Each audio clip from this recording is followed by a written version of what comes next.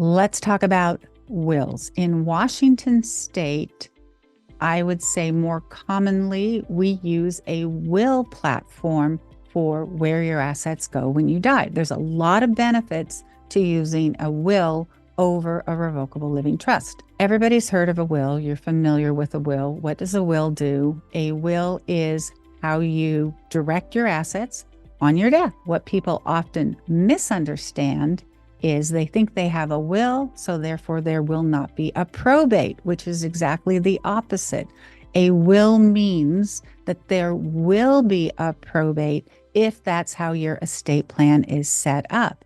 So if you have a will and if you think that you're avoiding probate, please go back and talk to your estate planning lawyer to make sure you understand, does your will avoid probate or not? And we will talk about probate, but I want to talk about the will itself right now. So in Washington, a will has to be executed with a lot of formalities. We need to have a witness. We need to have a notary that notarizes the signatures of the witnesses so that it is a self-proving will. What it means by a self-proving will is that on your death, the will can be filed with the court and nobody has to go into court and say, yes, this is a valid will, because the witnesses have already said that through a self-proving affidavit. And I am getting into detail about the formalities of a will because in Washington, it's very important that all these formalities are followed. So if you have done your own will, you've done an online will,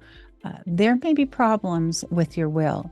And I'm sharing this with you now because with a will, the problems aren't known until after death, which means they cannot be corrected. If you have a will you drafted yourself or you did it online yourself, or if you have any questions about your will, the way to get answers to whether your will is correct, whether it's executed properly, whether it accomplishes what your goals are, is you need to see an attorney and ask them those questions.